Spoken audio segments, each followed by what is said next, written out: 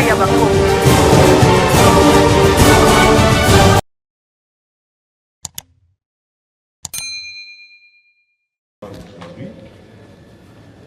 Pour éclairer l'opinion, en particulier les combattantes et combattants, sur deux points. Le premier point, c'est la situation politique de l'air dans notre pays. Le deuxième point, la situation politique au sein de l'IDPS, précisément sur la commission électorale permanente du parti. En ce qui concerne la situation politique de l'air, c'est avec regret que j'aborde cette question où l'opinion la semaine passée a suivi un proche d'un président de la République honoraire s'était permis d'encourager l'accession, les modes d'accéder au pouvoir par la violence. C'est quelque chose que notre peuple avait déjà banni après le dialogue intercongolais de San City. Je profite de l'occasion pour fixer l'opinion. L'IDPS s'est battu pendant 37 ans avec une méthode d'élite, la non-violence. Et aujourd'hui, l'IDPS n'acceptera jamais, et le peuple congolais dans son ensemble, qu'un groupe d'individus puisse accéder au pouvoir par la violence. Et on se demande, les gens qui critiquent l'IDPS matin, midi, soir, que l'IDPS gère mal le pays, au lieu de laisser que le peuple sanctionne l'IDPS, en 2023, par la voie électorale, les mêmes personnes sont en train de réfléchir comment est-ce qu'ils peuvent recourir par la voie de la violence pour accéder au pouvoir. La Constitution de la République démocratique du Congo ne donne jamais l'opportunité à n'importe quel Congolais d'accéder au pouvoir par un coup de force. C'est pourquoi nous, à niveau de l'IDPS, nous condamnons avec la dernière énergie cette façon de voir les choses. C'est une parenthèse que j'ouvre et que je referme encore. Le deuxième point de ma communication, c'est autour de l'information qui a fait le tour du monde au sujet de la CEP. Je voulais apporter une précision à vous, les amis de la presse. Vous avez une mission pédagogique d'éclairer l'opinion. Vous n'êtes pas là quand un homme politique veut salir un autre homme politique, il vous invite, même ce que j'ai fait avec vous maintenant, vous avez l'obligation de vérifier aussi et de savoir si réellement ce que j'ai dit là correspond avec la vérité. J'ai été présenté à la face du monde comme l'obstacle, l'élément déclencheur de la division au sein de mon parti, Union pour la démocratie et le progrès social. Qu'est-ce que vous pouvez retenir par rapport à ce que nous allons faire avec vous tout à l'heure? La commission électorale permanente du parti, c'est une structure qui s'occupe rien que l'organisation des élections au niveau du parti. Et cette structure n'est pas gérée par le secrétaire général que je suis. Les membres de cette structure sont nommés sur une décision du président du parti. En 2018, l'actuel président de la République son Excellence Félix Tshisekedi, à l'époque président de l'IDPS, avait pris une décision en date du 12 mai. Décision 013 portant nomination de membres de la CEP. Et le président de l'IDPS ne nomme pas le président de cette structure. Le président nomme rien que les membres de la structure en question. La décision que je peux vous présenter, la décision est là. Si vous regardez bien sur cette décision, il n'y a pas les postes de président ou de rapporteur ou de vice-président. Tous les 35 membres qui sont nommés sur cette décision sont presque égaux. C'est une précision de taille que j'apporte pour éclairer l'opinion. Il n'est pas dit que pour connaître ça, il faut être membre de la commission électorale permanente CEP.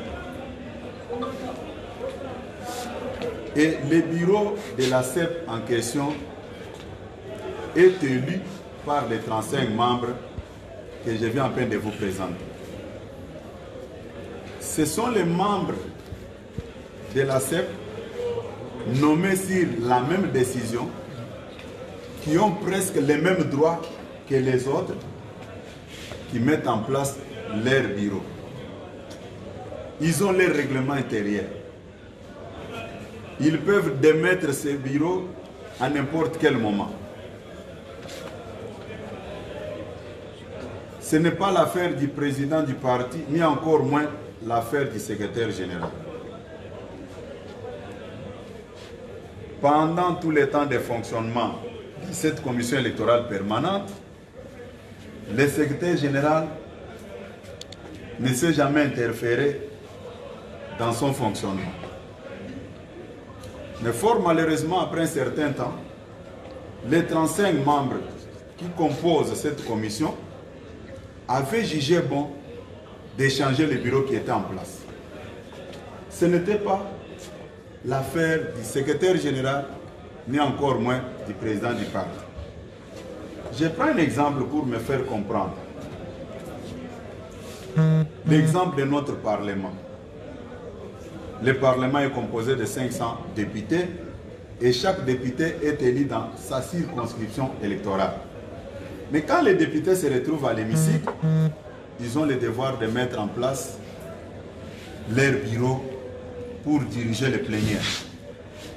C'est presque identique avec cette affaire de la commission électorale indépendante du parti. Mais, à ma grande surprise, j'ai vu un article publié par un de vos confrères qui m'accuse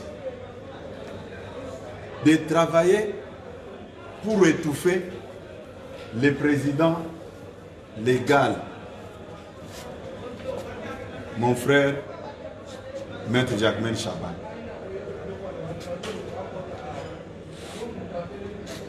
Avec ce que je viens de vous expliquer, je ne vois pas là où le secrétaire général peut influencer l'élection du bureau de la CEP. Il y a eu plusieurs articles où le secrétaire général est présenté comme détracteur, quelqu'un qui veut à tout prix étouffer les présidents de la CEP pour ne pas faire correctement son travail.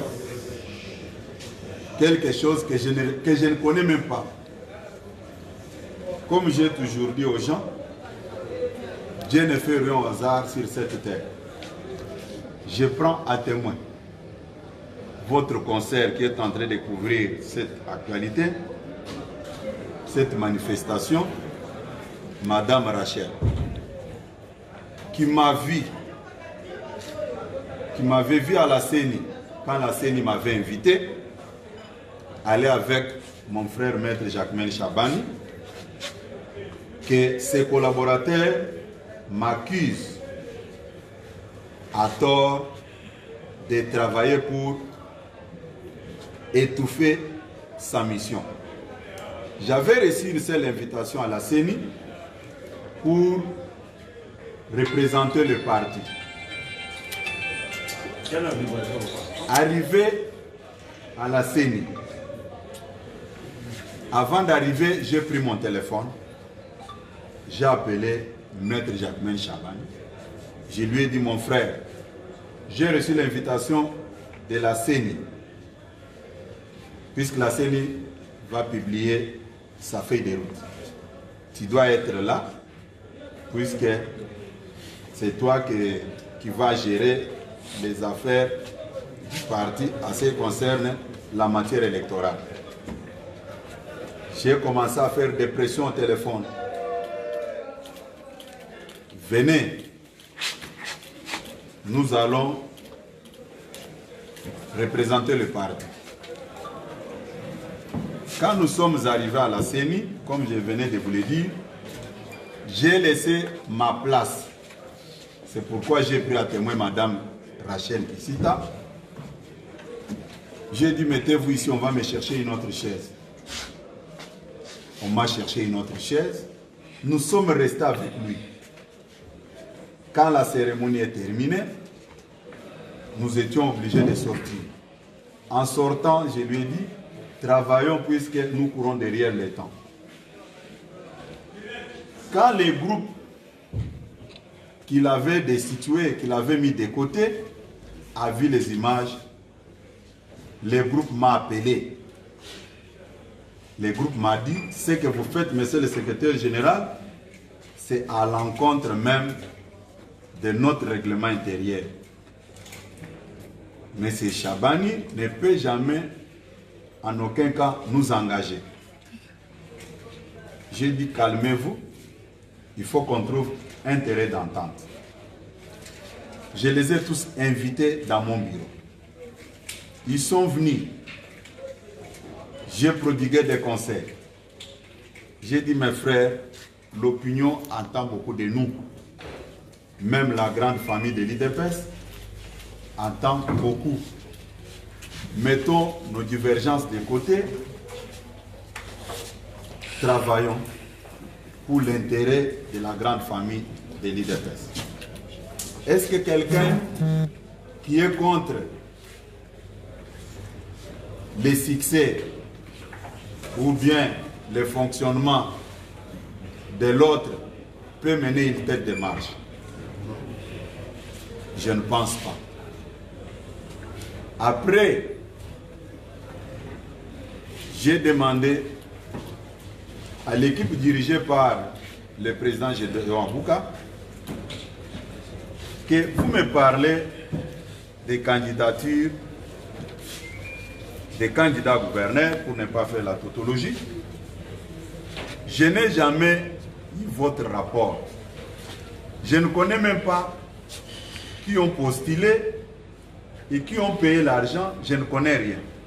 C'est depuis le mois d'octobre que vous avez terminé le travail. Aujourd'hui, nous sommes devant un fait accompli.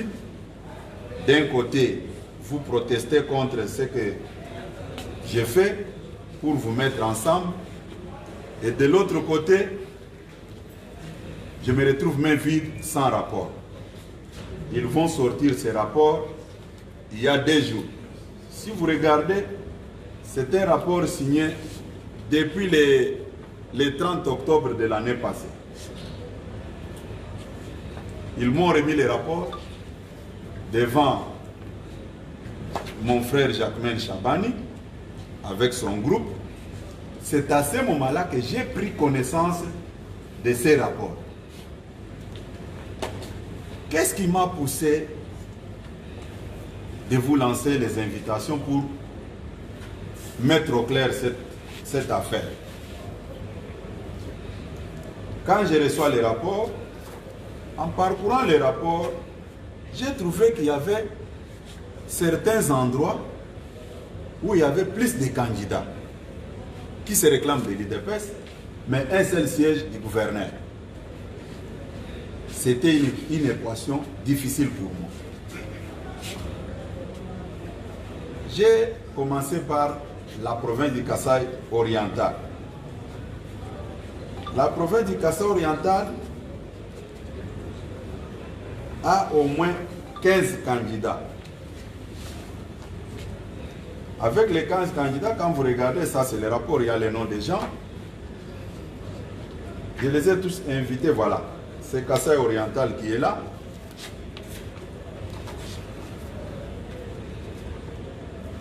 C'est 16 candidats pour un seul poste du gouverneur. Je les ai invités au siège. J'ai prodigué des conseils. Ça sonne mal pour un parti au pouvoir qu'on puisse trouver 16 personnes en train de se disputer un seul poste.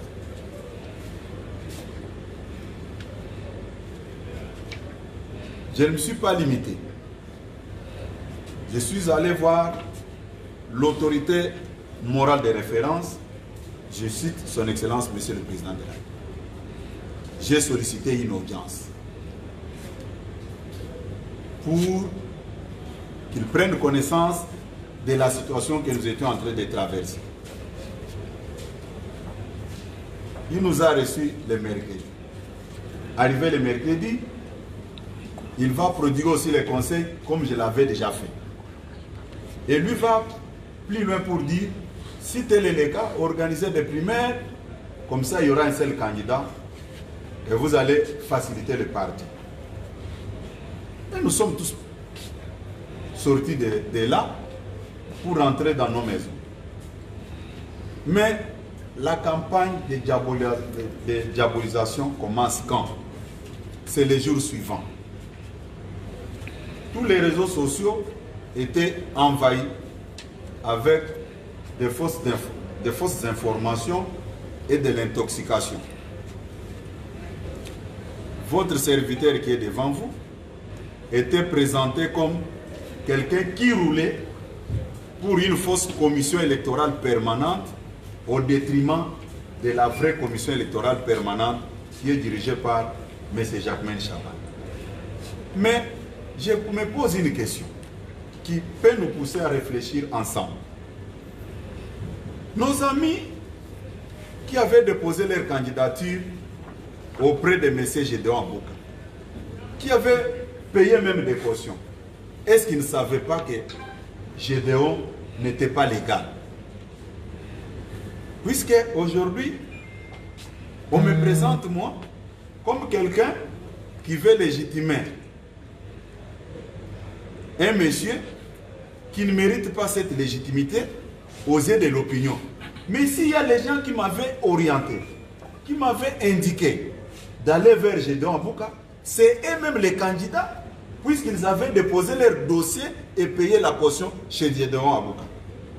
Et j'ai dit ça à M. Jacquemain. Cette affaire nous dépasse, que ce soit vous, que ce soit moi. Nous ne connaissons même pas ce que nos candidats avaient fait comme promesse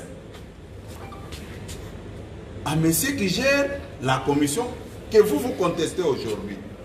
Mais pour faire avancer les choses, mettez-vous ensemble, trouvons un compromis pour sauver les partis et soigner même son image vis-à-vis de l'opinion. Mais vos confrères ont pris tout leur temps pour mettre leur intelligence au service du mal, rien que pour nuire. Et je me suis demandé, devant cette situation, même un enfant de maternelle ne peut même pas perdre son temps pour comprendre qu'est-ce qui se passe. Vous êtes au nombre de 16 candidats.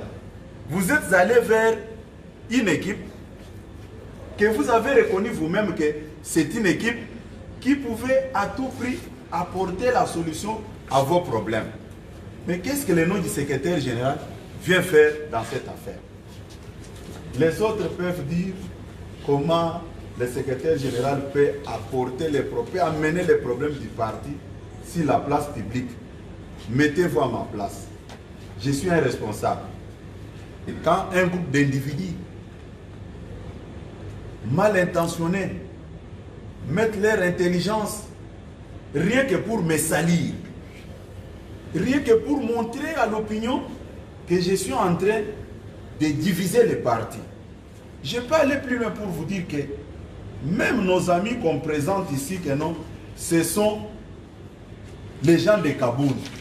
Ici, quand vous regardez cette signature, c'est la signature de Félix Tshisekedi, président de l'IDPS de l'époque, aujourd'hui, Excellence président de la République. Il n'y a pas une autre signature ici. Il n'y a qu'une seule signature. Le rapport est là. Que j'ai pris connaissance qu'il y a 3 jours, qu'eux-mêmes ont reconnu, qu'eux-mêmes sont allés déposer leur candidature et leur caution. Mais pourquoi aujourd'hui on revient vers moi pour que j'identifie? C'est ça la vraie commission électorale permanente.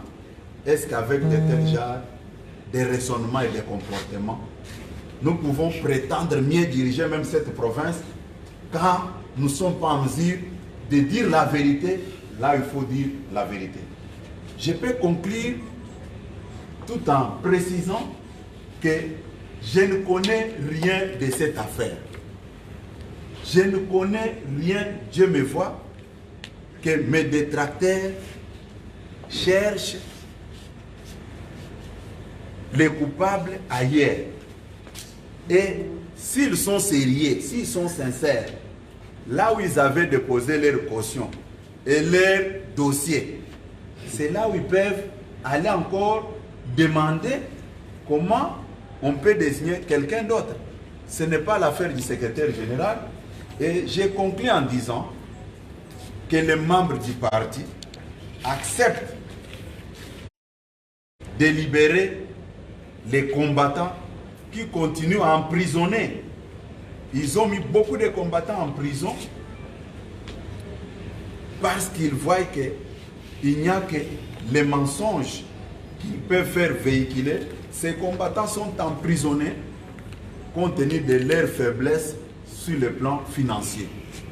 Nous sommes là, c'est pour aider les combattants. Ce sont nos compagnons d'élite. Mais nous ne pouvons pas prendre en otage nos compagnons d'élite parce que nous occupons telle ou telle position. Et comme je l'avais dit la semaine passée au mausolée, encore une fois, je pardonne tous ceux qui avaient pris son temps pour me nuire, pour faire des vidéos. Je sais parler.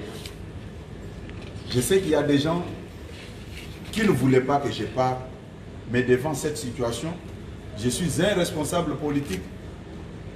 Je me vois dans l'obligation de fixer l'opinion pour ne pas laisser ces flous-là. Puisque eux-mêmes avaient choisi, si ils savaient que la commission, bien l'équipe dirigée par Abouk a été illégale, pourquoi déposer le dossier et remettre la caution chez quelqu'un qui est illégal, que vous reconnaissez qu'il est illégal?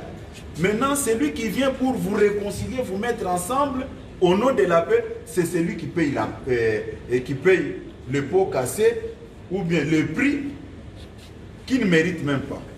Je vous dis et je parle avec vous, malgré moi, je suis touché dans mon homme intérieur. C'est ça la vraie version. Le jour où vous allez vous rencontrer dans vos réunions de journalistes, essayez de faire comprendre à votre confrère de CNews que quand ses parents lui payaient les frais académiques, ce n'était pas pour qu'il soit au service du mal, c'était pour qu'il puisse dire la vérité là où il faut dire la vérité. Je n'ai aucun problème avec lui. Je ne peux jamais aller même en justice. Je le laisse avec le Dieu Tout-Puissant qui nous départage dans cette affaire, puisque je suis croyant et je sais comment est-ce que le Seigneur m'a toujours défendu. Merci beaucoup. Après cette communication du secrétaire général de l'UDPS, les journalistes désirés prendre la parole peuvent manifester. Et nous restons dans le cadre. Dans le cadre de ce que j'ai dit. Ne me pose pas la question sur la gratuité de l'enseignement, puisque je ne vais pas parler. Trouver pour faire taire tous ces racontants? Je peux vous répondre, monsieur le journaliste. Quand j'ai fait la restitution, je vous ai montré ma bonne foi, ma bonne volonté de mettre ensemble nos deux frères. Mais vous avez remarqué qu'il y avait une mauvaise foi. D'abord, de me nuire. Moi qui venais avec de bonnes intentions de mettre les gens ensemble. On a utilisé les réseaux sociaux. Une façon de me décourager. Ce n'est pas de l'ambiguïté. Il faut regarder les problèmes. Cette réalité-là, il faut la regarder en face. Il ne faut plus me faire porter les chapeaux que je ne mérite pas de porter. J'ai mené ma démarche de ramener tout le monde ensemble. Mais c'est moi maintenant qu'on accuse comme l'auteur des désordres. C'est pourquoi j'étais obligé de vous inviter pour faire cette restitution. Puisque c'est l'un de vous, un de vos confrères, qui avait pris le devant pour propager les mensonges. C'est ça le problème. S'il faut condamner, il faut commencer d'abord par condamner votre confrère et aller avec votre micro auprès de ces deux-là, demander qu'est-ce que le nom de Kabouya vient faire dans cette affaire. C'est plus simple que ça. S'il vous plaît, CG, je ne sais pas si vous avez compris ma question. Quelle est la situation actuelle par rapport à tout ça? C'est toi qui n'as pas bien compris ma réponse. J'ai dit que j'étais animé de bonne foi, de réconcilier les gens. Mais quand vous dites que non, si je n'ai pas bien compris, non. Moi, je vous dis que quand j'ai vu cette situation devant moi, je me suis dit, je suis secrétaire général, je gère le parti au quotidien, je me vois dans l'obligation de réconcilier les enfants de l'IDPS. Mais en menant cette démarche, il y a eu une mauvaise foi.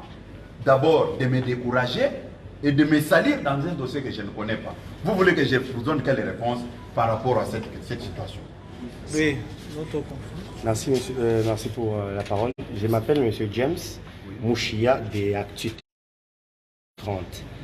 Alors, monsieur le secrétaire général, vous avez dit que vous avez rencontré le chef de l'État, vous avez parlé avec lui, il vous a même proposé, c'est par rapport à la situation des élections des candidats gouverneurs au Kasaï oriental, bien évidemment. Voilà. Vous avez parlé avec le chef de l'État, il vous a même proposé de faire... il nous a prodigué des conseils. Justement, et proposer justement les élections primaires. Qu'est-ce qu'à votre niveau vous avez fait? Parce que ce n'est pas normal voir un parti politique avec 16 candidats. Mais c'est ça le nez du problème. Quand on nous propose des élections, en rentrant, maintenant, il y a d'autres qui pensent que l'équipe qui avait reçu leur dossier et leur argent est une fausse équipe. Que moi, je suis en train de soutenir la mauvaise équipe au détriment de la meilleure. C'est là où je me pose aussi la question. Comment vous êtes arrivé à remettre vos dossiers auprès d'une équipe illégale, puisque vous connaissez bien l'équipe la plus meilleure qui avait la légitimité, où vous pouvez remettre vos dossiers. Maintenant, quel est le nom? Pourquoi le nom du secrétaire général apparaît partout comme la bête noire qui ne veut plus faciliter la tâche à la meilleure équipe? Si moi je suis allé vers M. Gédéon Abouka, je vous ai dit que c'est eux-mêmes qui m'ont orienté vers Abouka, puisqu'ils avaient remis leur dossier et argent chez Gédéon Abouka. C'est à ce titre-là, moi je ne peux pas faire le contraire. J'ai dit et je le répète, dans cette affaire, je ne connais rien. Donc vous vous retirez du dossier? Mais je vous et vous laissez les Kasaï oriental avec 16 candidats? Non, écoutez mon frère, je vais vous révéler un secret. Mes frères, ce n'est pas leur premier coup. En 2019, j'étais aux États-Unis. Je n'étais même pas au pays. Quand le gouverneur Maweja était élu, gouverneur de la province du Kasaï oriental, je ne savais même pas qui avait bâti campagne pour lui. Quand on est venu m'informer qu'il y a un nouveau gouverneur qui est élu, il s'appelle Maweja, comme je le connais, j'ai demandé à la personne qui m'avait donné l'information si je pouvais les féliciter. Ce n'était que ça. J'avais appris ça par la voie des réseaux sociaux. Mais pendant tout le temps qu'ils avaient eu des problèmes avec Maweja en Bujimaï, c'est mon nom qui était au centre de tout. C'est Kabouya qui nous a imposé Maweja ici. C'est Kabouya, c'est Kabouya. Pourquoi à chaque moment on dresse ma communauté contre moi dans les dossiers que je ne connais pas. Vous êtes des journalistes, vous allez comprendre. Moi, je suis allé tout droit et je suis arrivé à une conclusion. Les gens ont peur des kabouya pour des raisons seulement de leadership. Mais je ne me dispute pas. Les problèmes de leadership ne m'intéressent même pas. Ces gens-là, mes frères-là, s'ils me demandent aujourd'hui que je devienne au moins même leur porte-mallette, je vais le faire. Mais c'est le Seigneur qui élève tout un chacun. Si dans le destin de Dieu, il est prévu que je serai telle personne dans ce pays, je le serai, même si on va battre campagne pour me nuire, ça ne passera pas. On prend l'avant-dernière question. Ouais. Madame Rachid. Il faut les laisser poser tout ce qu'ils ont comme question. Je suis là pour eux. D'accord. Alors, la question, c'est de savoir, à ce jour, qu'est-ce qu'on doit retenir par rapport au dépôt des candidatures ou aux candidatures retenues? Monsieur le secrétaire général, pour un parti présidentiel, ça sent le manque de l'organisation. Vous parlez tantôt d'un problème de leadership. À quel niveau se situe le problème? Est-ce que c'est au niveau de la base? Est-ce qu'au niveau du directoire du parti? Puisqu'on ne peut pas comprendre qu'un parti présidentiel se comporte de cette façon et que le secrétaire général puisse s'expliquer devant les médias alors que c'est une question interne qui en réalité devrait être traitée en interne. Je peux vous répondre, madame? Je vous en prie. Ok. D'abord, je tiens à préciser une chose ici. Vous avez évoqué un problème de directoire. Vous étiez avec moi à la session de la convention. Après cette session, les gens avaient pris toujours des mêmes méthodes pour tromper l'opinion. Vous êtes journaliste. Est-ce que ces jours-là, il y a eu des résolutions? Il y avait seulement une seule résolution qui légitimait, qui consacrait le secrétaire général Augustin Kabou. Il y a eu seulement une seule résolution. Mais après, qu'est-ce que nous n'avons pas lu dans les réseaux sociaux? Qu'est-ce que nous n'avons pas suivi dans les médias, madame? On a mis le directoire, mais quand il est question d'un directoire, il doit y avoir une résolution. Mais même vous tombez dans les mêmes pièges. Or, vous avez un devoir sacré de transmettre la vraie information. Est-ce que vous m'avez vu passer dans les médias pour dire non, il n'y a pas eu une résolution mettant en place un directoire? Non, je n'ai pas voulu, puisque chacun de nous est conscient de ce qu'il dit. Tu peux tromper tout le monde, mais pas ta propre conscience. Et quand vous me posez la question, madame, que qu'est-ce que vous faites, madame? Je pense que vous avez posé la même question que votre confrère des baromètres, mais vous avez seulement reformulé ça en changeant le vocabulaire. J'étais là en train de militer pour que nos frères reviennent à la raison, puisque même moi je ne suis pas content de ça. Mais quand vous-même vous dites que non, qu'est-ce que vous avez fait? Mais j'ai fait quelque chose que vous avez suivi dans mon introduction, que j'avais appelé tous mes deux frères, toutes les deux équipes. D'abord, il y a un problème. L'équipe qui a fait ce rapport dit que c'est l'équipe qui a une majorité. Mais ça ne m'intéresse pas. Ce qui m'intéresse, c'est l'unité de ces gens-là. Moi, si je vous ai invité ce soir, c'est parce que je vois mon nom en train d'être cité. Je me pose des questions, mais c'est parce que je n'avais pas amené des papiers duplicataires pour l'impression de les rapports à temps, ou bien c'est par la mauvaise foi seulement. Puisque quelqu'un, comme vous êtes là, vous avez votre organe de presse, un problème qui se passe à la RTNC, tu vois directement ton nom en train d'être cité. Tu vas chercher à savoir pourquoi mon nom est cité dans cette affaire. C'est la même chose que je me pose, c'est la même question que je me pose aujourd'hui, madame. Ce n'est pas quelque chose que je fais parce que je voulais parler devant les journalistes, non.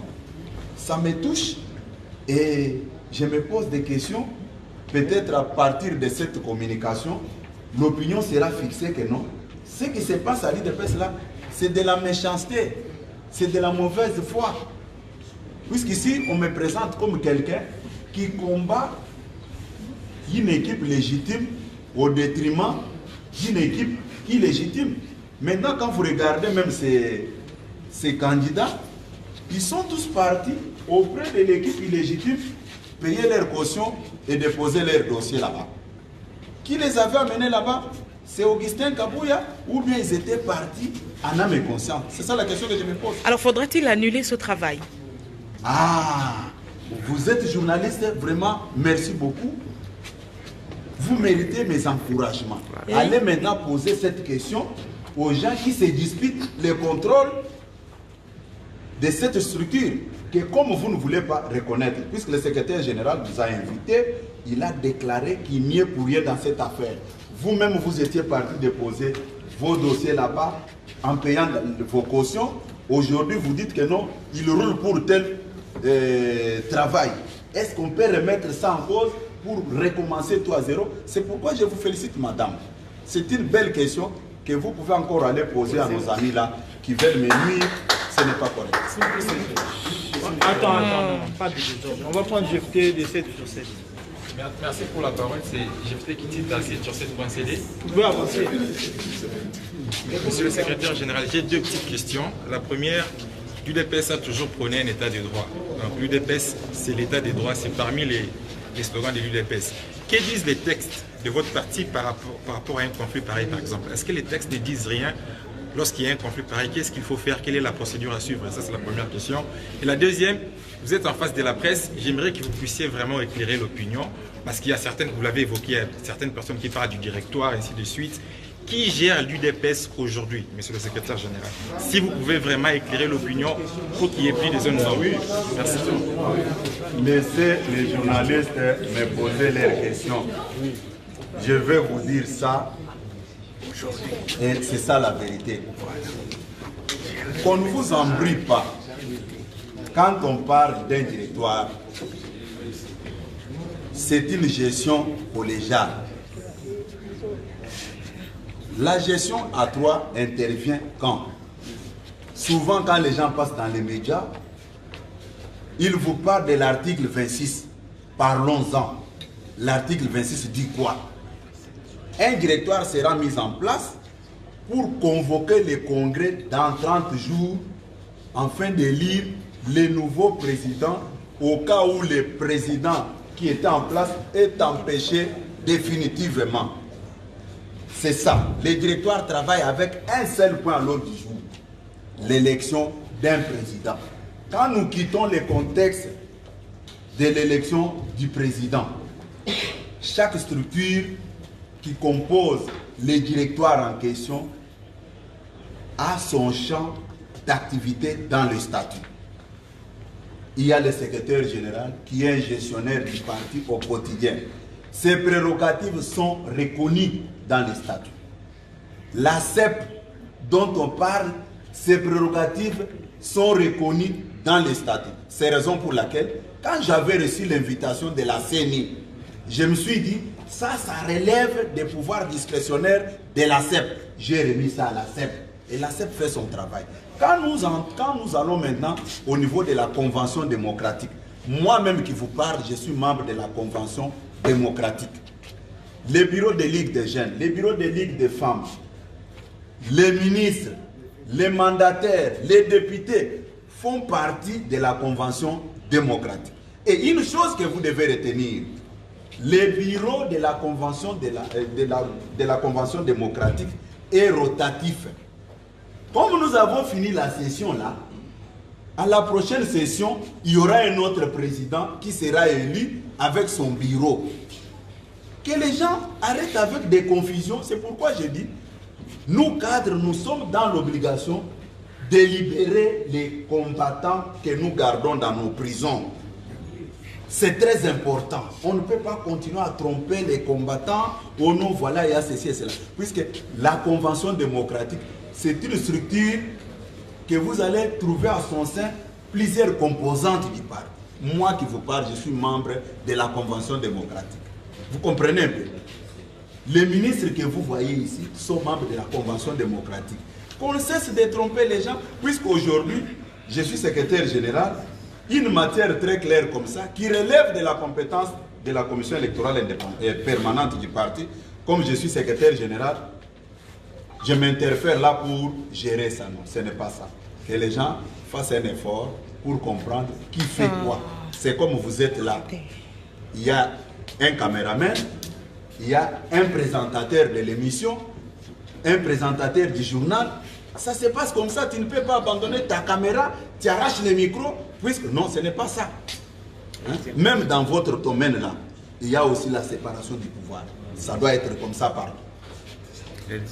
Merci beaucoup, monsieur le secrétaire général. Comme il n'y a plus de questions, nous vous remercions pour cet échange. Merci beaucoup à tous les amis de la presse. Merci pour tout le temps passé avec nous. Il était important que je puisse clarifier cette situation. Et je vous prie, je ne vais plus avoir de problème avec vous de la presse. D'ailleurs, je profite de cette occasion. Depuis que je suis à la tête de l'équipe de l'exécutif du parti comme secrétaire général, je n'ai jamais trouvé un cadre où je dois rester avec rien que vous, les amis de la presse, même ceux qui me critiquent, même ceux qui ne me critiquent pas, c'est votre droit. Mais commencez à réfléchir à quel moment nous pouvons nous rencontrer avec vous pour un peu nous réjouir ensemble.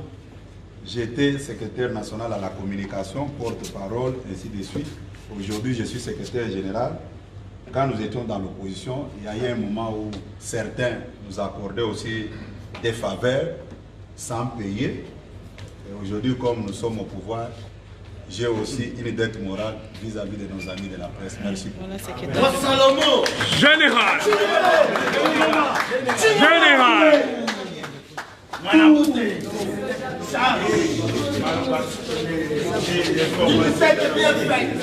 Général!